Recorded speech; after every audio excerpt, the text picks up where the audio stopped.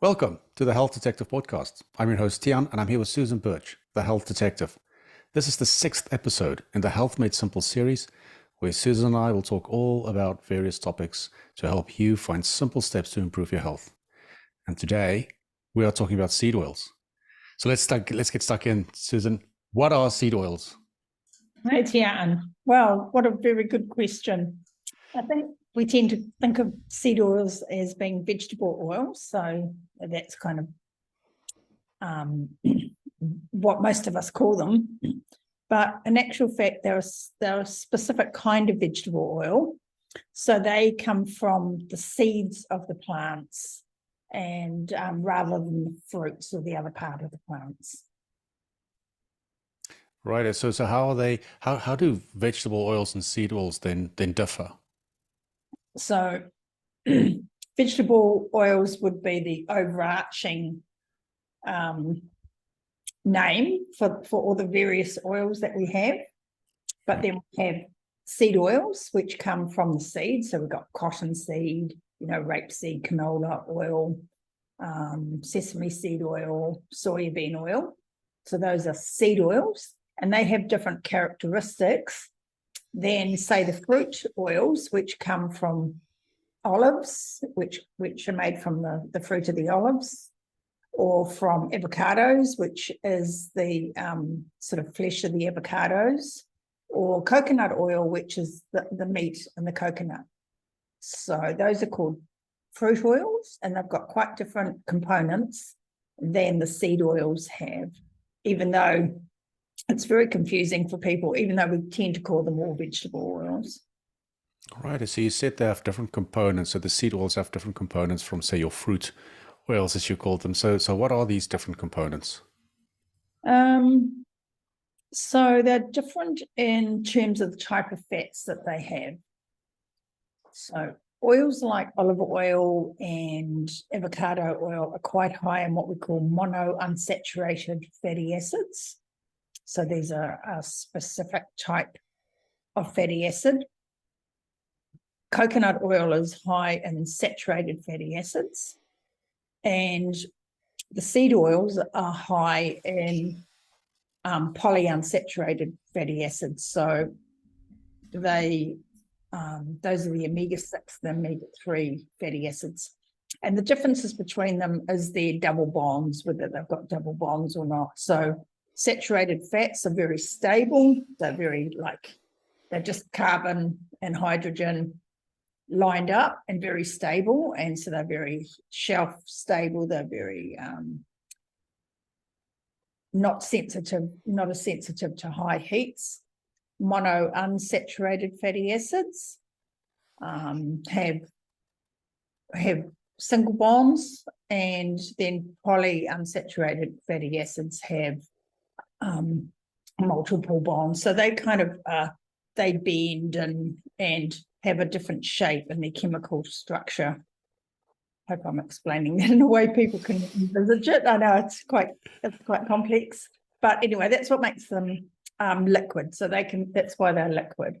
So oils like olive oil, if you put them in the fridge, they'll get a bit more solid. They'll get more cloudy.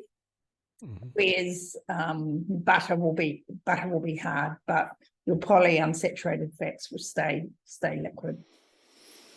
So you said that the bonds are more complex. Does this then mean it's more difficult for the body to break down as well? It is. We use them differently. We use them for different purposes, and we need different enzymes and different processes to be able to break them down. So are there any of those processes that's actually then putting the body under stress? That could potentially make us ill? Yeah, absolutely. And, that's a lot of what we want to talk about today. So if we talk about how long these oils have been in our diet, so our ancestors, basically, we evolved eating saturated fats, so animal fats. And then, a few centuries ago, a few thousand years ago, when the agricultural revolution started and we started growing plants and pastoral animals, domesticating animals, then, olive oil and avocado oil, mechanically breaking them down, stomping on them, grinding them up. The oils from those were then got introduced into our diet. And then sort of in the late 1700s, the processing of the seed oil, so the canola oil, the rapeseed oils, those kinds of oils evolved. And so in the Industrial Revolution, we're able to process them. They were originally used for light machinery oil, so used in factories and things like that. And then as the processing improved and over time, they looked a lot like fats, like butter and things like that. And so then processing improved and they cleaned them up and deodorized them and made them look better and smell better and refined them even more. And then that's what we now have in our diets today. All right. So it seems like a pretty recent invention then. And then, so how long, so you said the industrial age, but how long has the oils been in our diet? And, are we actually adapted to process those seed oils? That's a really, really good question. Probably from the beginning of the 20th century, they became a lot more introduced into our diet, and that's when we start to see a lot of the health changes in health as well. And we have to be quite careful how we make those associations, but there's an increasing number of researchers out there showing evidence and tracking the introduction of these vegetable oils or these seed oils in our diets, with growing obesity, with heart disease, with type 2 diabetes, high blood pressure, macular degeneration is another one, and also certain types of cancers that have been associated with. Wow, so I think we'll get back to that, but how did we get to this point where we thought that vegetable oils or seed oils are healthier than animal fats? That came about because of the concern about heart disease. So back sort of in the early mid 1900s, there was heart disease started to rise. We started to see this increase. And Ansel Keys had the theory that it was due to cholesterol, because when they opened up people who had heart attacks, you saw this cholesterol in their arteries, looking like it was causing these blockages. And so it was proposed that cholesterol was the cause of heart disease. Whereas now we know it's an association, but it's not causative, and that there are many other factors that are higher on the list of causation than just having high cholesterol. So, it's a very nuanced, complex topic. But Ansel Keys did some studies. There's a lot of controversy about his studies. He, some people considered that he really fabricated the evidence. He studied about 22 different countries and then only used 7 countries in his results that showed the effect that he wanted to demonstrate. And then heart disease was on the increase in the USA and then in other Western countries. And then, sort of by the 1980s, saturated fat and cholesterol from animal foods had been really vilified as being the cause of it. And one of the reasons for that was that when you eat these oils, often your LDL cholesterol levels will drop. So there's an assumption that high cholesterol will give you heart disease. So we have that assumption. So then when they do studies and they look at these vegetable oils, and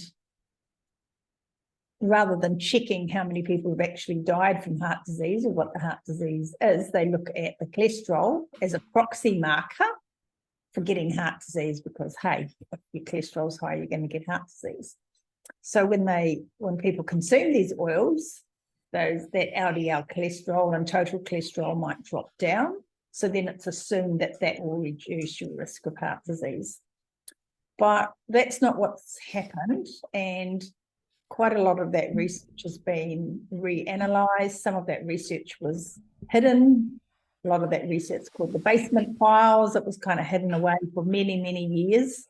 And some very tenacious researchers tracked it down and got it out and have reanalyzed it. And so we see that those associations aren't as clear as everybody thought. And when you go back to sort of the 1950s onwards, when heart disease was increasing, smoking was really high. Like smoking was, everyone smoked. People were told to smoke. It was good for stress.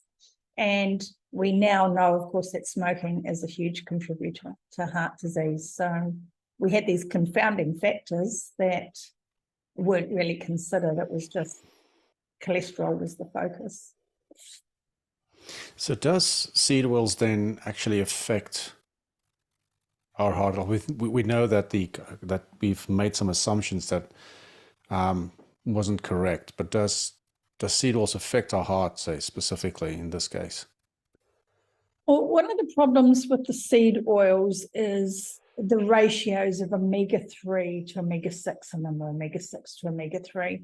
So the way we evolved eating animal fat, they contain saturated fat, monounsaturated fat, and polyunsaturated fat. So they contain all fats. And most foods contain all of those fats, but they contain them in different amounts. So the animal foods that we ate and the meat that we ate contained an omega-6 to omega-3 ratio of 1:1 to about 4:1. And so that's what our body, that's what our genes evolved to tolerate and need. Now, omega-6 and omega-3 are essential fatty acids. We must have them in our diet to survive. So they're really important. It's just that in our modern foods and in the seed oils that are being produced, some of them were getting up to, really high ratios, 20:1. I mean, some of them you look at and you see ratios way up in 40:1 and 60:1 with some of these oils. And that's not what our body can tolerate. And so when we have an excess of them, all sorts of harmful things happen in our body. We produce these harmful sort of molecules, these 4-HME, these aldehyde kind of molecules, and we know that they affect our a gene called a P53 gene, which is a tumour suppressor gene. So that is a gene that's involved in helping to prevent us from getting cancer. And so they change how that gene works. And so that's why seed oils are becoming associated. So we can never say causation because we can't prove causation, but we can say, hey, look, we can see these associations. And, there's so many other factors we have to consider, but definitely the seed oils are one of them. Dr. Chris Kenobi, great guy, done a lot of work. I've got quite a few resources. I actually made up a little PowerPoint, just a few sheets to show people the graphs so they can get a better picture. So thanks to Dr. Kenobi for some of those, putting those graphs together. But he is an ophthalmologist. Did I say that properly? Eye doctor. And he has done tons and tons of research into age-related macular degeneration and the use of these oils in our diet. And he's been tracking that very closely. And then Tucker Goodridge is another researcher who knows a whole lot about these oils. So if anybody wants to, pursue further looking at those, I'd highly recommend both of them. And I've got a podcast with each of those as well under the Health Detective. But, that they speak frequently. So, it's easy to find their work. Right. So what is age-related macular degeneration? Well, it just means that it's when your macula degenerates, so you eventually go blind, but it's related to being older rather than happening when you're younger and having a different cause. And so these seed oils, vegetable oils, are associated with that. And it's becoming more prevalent. More and more people are suffering from age-related macular degeneration. It's not a nice condition to have. That is quite a scary prospect. And I think, you mentioned cancers before and the P53 gene, which is the suppressant. So have they found that there's any links to specific cancers with the consumption of seed oil? Sort of don't want to I don't want to put fear-mongering into people, but things like, some of our common cancers, like, breast cancer, could be related. But I think just in general, it's something to be aware of, that these oils, they affect our mitochondria, they affect how our mitochondria make energy, they increase inflammation, they damage our cells, they get oxidized, damage our cells, and then that causes these changes in these, in these genetic changes. I can show you would you like me to show you the little slides just with the graphs? Would that be useful? Yeah, let's see. I have to find it. Share. So the slideshow. So this slide here. So this slide here is one that was put together by Chris Kenobi, who I was speaking about. And so this shows in the USA the total increase in vegetable oil consumption over the last sort of 120 years or more. So you can see that all our fats came from animal fats up until about the 1900s, and then 99% of them came from animal fats. And then over time, once the dietary guidelines came in, then that really dramatically increased. And then that continues to increase today. So according to this graph, 86% of added fats in our diet are now from vegetable oils, these seed oils, rather than from animal fats. Oh, that's quite a drastic uptick. It is a drastic uptake. And so this this graph was put together by Jeff Nobes, and this came out of some research. So the references there. And what this graph shows is that with shows the rancidity, the frying time with different oils. So the red one is soybean oil, and you can see you don't need to heat it very high in temperature for it to start breaking down and becoming rancid. The blue one is canola oil, so you can see that they track very much the same. And then the bottom one is palm oil, which is a saturated fat, and you can see that that hardly has any effect when it's heated. So, we shouldn't be heating these oils. And one of the other problems is, I don't know if I've got the image here, but one of the other problems with that is that inside our bodies, our body temperature can actually cause those oils to become rancid and dangerous. Oh, wow. And so this was just showing what happens.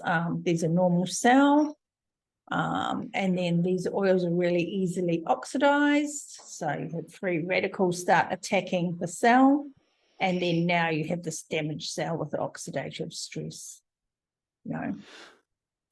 So when you look at that previous graph with the palm oil, Is palm oil in the same ballpark as, say, olive oil or coconut oil? So definitely coconut oil, because that's a saturated fat. Right. Not olive oil, because olive oil, while it does have a considerable amount of saturated fat, it's also got a lot of monounsaturated fat. So you don't want to be cooking with those oils and heating them up. So you want to be using things like coconut oil, butter, ghee, lard, Right. those solid oils, those solid fats, really. So if I were to make a change in my diet, is it a better approach to just ditch seed oils completely and Yeah. rather go something like coconut or animal fat? Yeah. Or is there a tolerance that we should aim for? Maybe just a little bit a week. Not that, but is there like a Well, the tolerable problem is that in so amount? many of our it's in so many of our foods. So everything that you buy that's in a package has these oils in them. So all your bread, and even if you're trying to buy good quality food, and then things like buying even good quality things like protein bars or trying to find healthy snacks to eat, you find that these oils are integral to the ingredients in those snacks. Our cereals, our breads, pretty much everything we buy that comes in a packet is quite high in these oils. It's almost like sugar. If you've ever tried to go on a sugar-free diet, it's almost impossible to get something that doesn't have sugar in it. Yeah, exactly right. And it's possibly, there's a lot of debate and argument amongst researchers. Some people think sugar and carbohydrates are the absolute devil, and other people think that's a misrepresentation and it's the seed oils that are really doing the problem. I tend to think it's a combination of both. They don't go well together. In nature, when we look at how fats and carbs and proteins come together in nature, you have carbs and protein together, and you have fats and protein together. So protein is in everything, and then you have your carbs with it, or you have your fats with it. Nuts, you can have carbs and protein and fat, and milk, which is designed to make a baby grow, has carbs and protein and fat. But otherwise, most foods have one or the other. And the problem is when we put the carbs and the fats together, then we have this like double whammy of problems. So on that note, do you have any recommendations of how or what is the right type of fat that we should consume? Yeah, I do. I'll talk about that in a minute. Shall I just show the rest of these graphs? Oh, of course. I can get rid of the screen share. This graph shows, again, that I talked about the formation of these aldehydes. And this graph shows the aldehydes in, so these are what's formed in soybean oils, heated for 5 hours at 145, 165 and 185 degrees Celsius. So you can see that. And here's the formation of aldehydes in beef tallow, beef fat, heated for 5 hours at 185 degrees. So you can see the dramatic difference in the formation of these molecules. So, if we go out and eat, at a restaurant where they're frying our food in these oils, or we're buying McDonald's or KFC or something like that,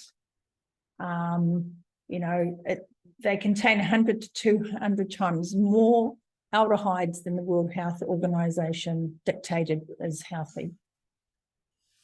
Quite dramatic. And then here's some research shown in the British Medicine Journal. So now there's a lot of doubt about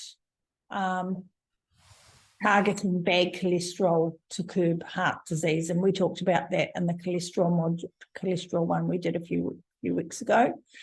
And again, that cholesterol isn't really the primary cause of heart disease. It's somewhere, it may be somewhere in there, but there are a lot of other things we need to be dealing with first.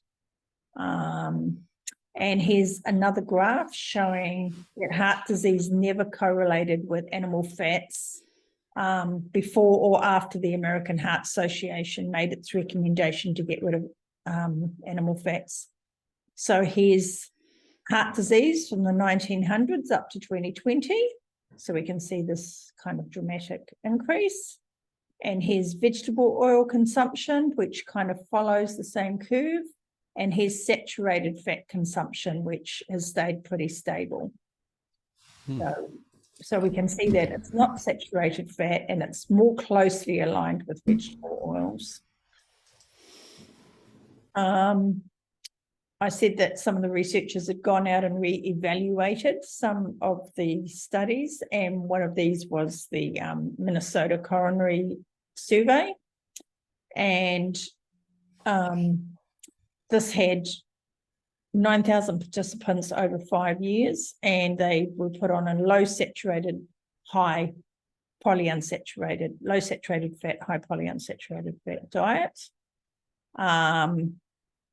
And what they found was there was no difference in mortality between the people who ate the saturated fat and the unsaturated fat.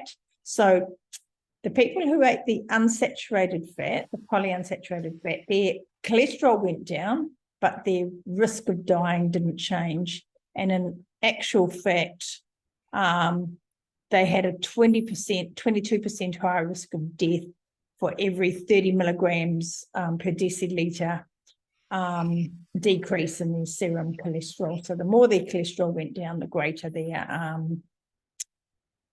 their risk of death went up.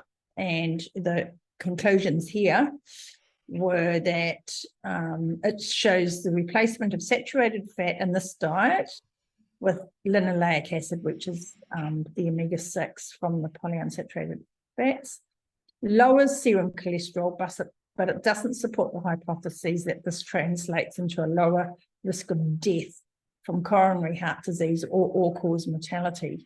And that's the other thing. People might not die from heart disease, but they die from other things. They might die from cancer or something else. And at the end of the day, it's our total risk for death that we're worried about, not just our risk for death from having a heart attack. Yeah. This is a Sydney heart study, and again, going the wrong way. And again, that shows the increased rate of heart disease in the people who had the polyunsaturated fatty acids, the omega-6s, the seed oils, compared with the saturated fatty acids. And then this was a study done with corn oil. This was an old study back in 1965, and corn oil was used to treat heart disease, and dietary fats were replaced by 80 grams of corn oil a day. 2-year trial. They stopped the trial because too many people were dying. So 92% increased risk of heart attacks from corn oil. And here's a last slide. I just thought I'd pop one in about with breast cancer. So this shows the increase in breast cancer tumours increasing with the increased intake of linoleic acid, that omega-6 fatty acid.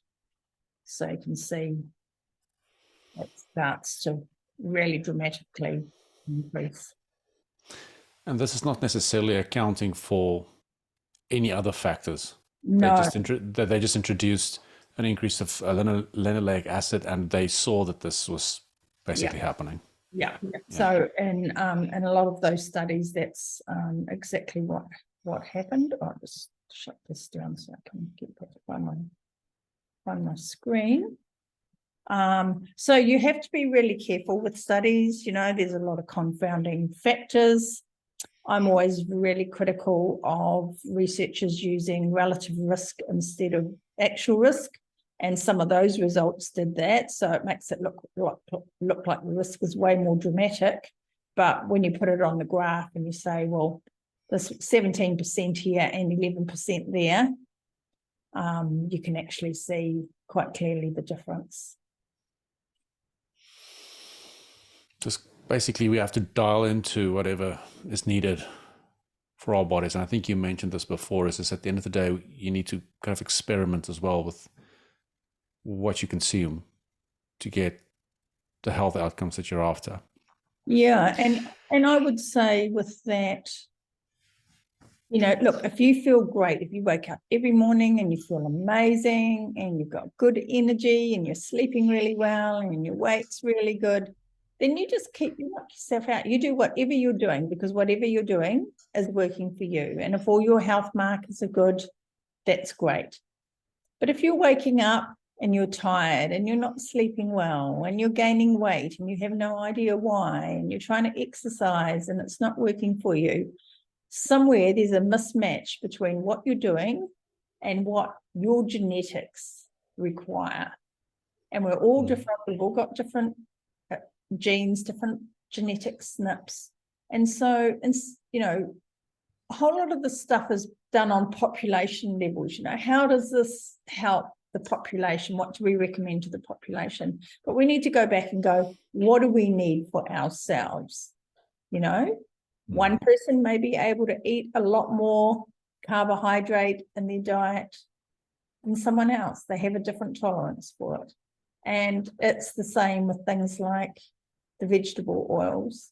And the problem with the vegetable oils is you can't see what's happening. You go to your doctor and ask to have your fatty acid levels tested for linoleic acid, and they'd probably ask you what on earth you're talking about. But the linoleic acid, the omega-6 in our fats, has increased so much over the last 100 years, and it's really, it's hard to burn. It needs different enzymes to be broken down. It kind of clogs up our mitochondria and causes problems in our mitochondria. And then, it affects these genes. It produces these aldehydes, which then are really inflammatory and dangerous and toxic in our bodies. So it seems like it is better to consume the animal fats then. Well, I think so. Yeah. So if I were to, instead of deep frying my chippies in canola oil, Yep. what should I be deep frying my chippies in?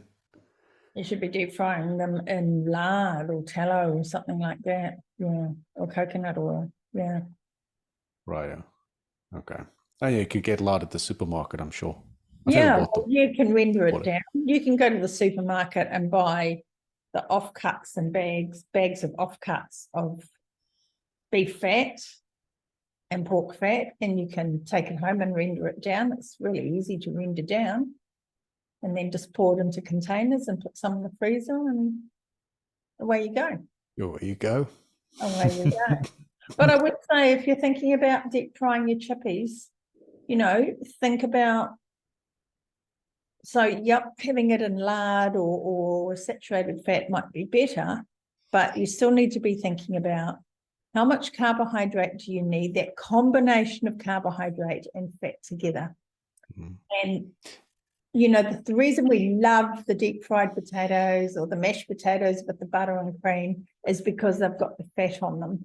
You give someone a boiled potato with nothing, that potato craving goes away pretty quickly. But, you mash it up with some butter and, put some cream in it and an egg, or you fry it. And, we all know what that smells like. Yeah, maybe my chippy and deep fry analogy wasn't the best choice to try and make the point. But yes, so it's also with frying eggs or something like that, use butter rather than oil.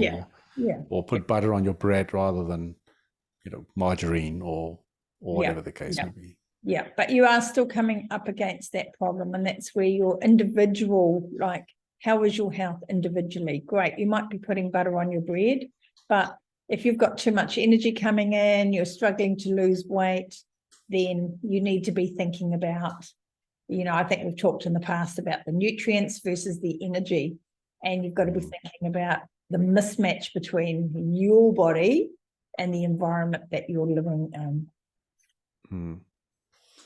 I guess that's one way to find out what that is through kind of testing blood tests and doing a bunch of tests, and also just taking stock of how you feel and what you eat. Yeah, absolutely. Blood tests are a really good way of determining a number of different factors with our health. They're not foolproof, but they're a good start. And, sometimes we just need somewhere to start. We need something to give us an indication of what we need to do, because, otherwise we're just guessing. And, so if you understand the challenges with blood testing and what it's good for and what it's not so good for, and then make sure that you keep that in mind with your test analysis, they can be a really good place for people to start to have a look at what might be driving their health problems. It's a bit of a sneak peek into the next episode. Yeah, I think that's what we're going to talk about next time is blood testing. And I think you asked one other question. Didn't you ask me something about what was your question? Was that about? It was about choosing the oils and how to cook. The right type of fat, yes, and how to cook. Yeah, and keeping your not cooking too hot of temperatures is the other key. So is it as easy as keeping the stovetop just at a medium temperature, or do you actually have to measure it with a thermometer of sorts to make sure it doesn't exceed a certain temperature? You could keep it at a medium temperature, but just constantly really hot frying of foods can be quite, can contribute. When you think of all the things that contribute to deteriorating health and you add them all together, individually they might not mean much. You might go and eat some bread or have cereal for breakfast, and that on its own doesn't mean much. Or you might have some deep fried chippies, and that on its own doesn't mean much. But when you start adding all these things together, one after the other, the accumulated effect of them all on your body as an individual, and that's all we can do as individuals, is personalize our health, because all these other organizations are looking at population-based health. So they're not really looking at how it's going to affect you as a person. They're just looking at it in general. What's the risk for the general population, I guess it's a nice and easy average yardstick that we can use as a baseline, but it's not necessarily going to be sufficient. Yeah. And I'm really for encouraging people to say, well, this is my body, it's my health, it's the only body I've got to live in. How can I choose to respect it and take care of it and love it in the best way that I possibly can, because it deserves, and, getting off this topic a little bit, but for a lot of us don't always love our bodies. We look at them and we criticize them, and we see these absolutely beautiful people out there, and we look in the mirror and we feel that we're falling considerably short of some of